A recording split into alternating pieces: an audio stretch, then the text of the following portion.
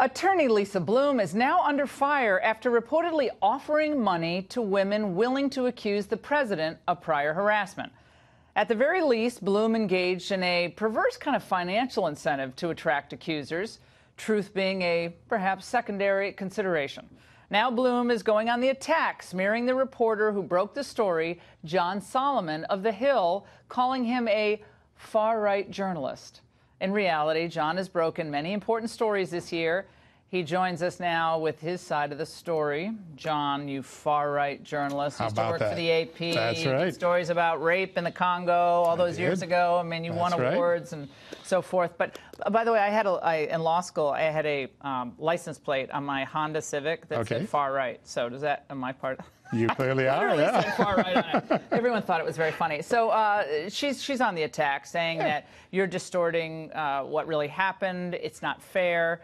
What's your reaction? You know, I learned a long time ago. I've been an investigative reporter for 30 years. If you can't attack the facts, you try to do an ad hominem attack on the reporter.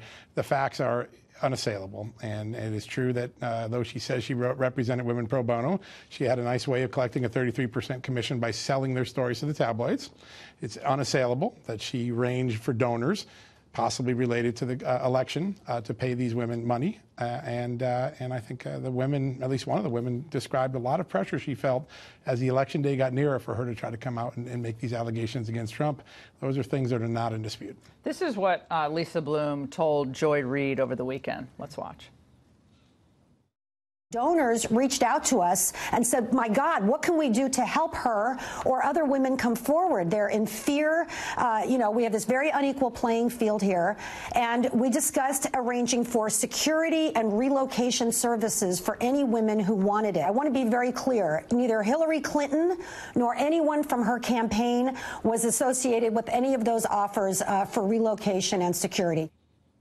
John, no one from the campaign, Hillary, didn't know anything about it. What little factoids should she leave out in that? Well, one of them is she will not answer whether she talked to the Clinton super PACs, which is where the real big money is in the election, right? The candidates are capped at $2,400. Super PACs can take a lot more money. She will not answer the question. I've asked it 100 times. Can't get an answer out of her. She also didn't talk about that little mortgage payment for that house in Queens let's that go Ms. through some Harth of the things. hated. Yeah, one of the women got offered $750,000. You could buy the Secret Service detail for that. You don't need that much protection. And there was other things going on. The woman said one of them wanted their mortgage to get paid. The other woman said, I want my college tuition for my kids paid. It was a lot more than security. I want to read an email, a story that you broke tonight on The Hill from Jill Harth, the New York makeup artist who accused President Trump in a suit she ultimately dropped in 1997, alleging some type of misconduct.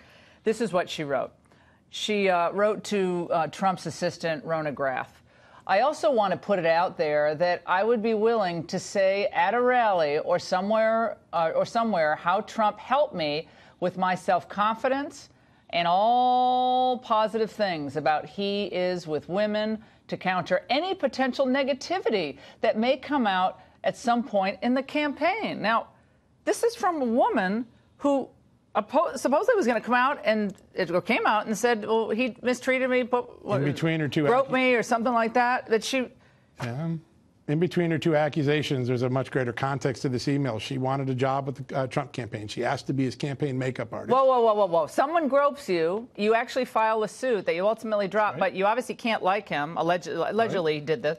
Then she wants to work in the campaign as a makeup artist? More than that, she wanted him to be the pitch man for her new cosmetic product. Oh, anything else? No, that's it. Those are the two things that what was it? What was it? Mascara? It was called. What was Donald Trump going to have, like mascara on? What was he possibly going to put on? Yeah, his face? It was a whole male beauty product line. Wait, so she wanted him to do infomercials for her, like well, some sort of pitchman work. Yeah, absolutely. Yeah. But she came out and said tonight that. I had gotten over the prior, but she was mad that Donald Trump said it didn't happen. That's right. So she this is ridiculous. If you follow her story, she was angry at him, then not angry at him. Do my makeup line. I don't like you. Yeah. Work on a business deal, and then got angry at him again when he denied the allegations. Now, Lisa Bloom said that none of this changes the fact that she did not tell women to make up stories. That's right. And that you wrote that in your original piece. Yeah, none of the women said they were asked to say anything. No. Now, there was one episode that is kind of interesting. One woman was asked to take all of her pro-Trump comments down from Facebook so that her story would be more believable. So that did happen. Oh, okay. But they weren't told, you say this and I'll give you extra money. No, not at all. No. Well, it's so good to talk to a far-right journalist tonight, and all of your credentials over the years. It's a weird feeling sound to me. Yeah. All right. John, it's always great to see you. Thanks so Laura. much. Appreciate it.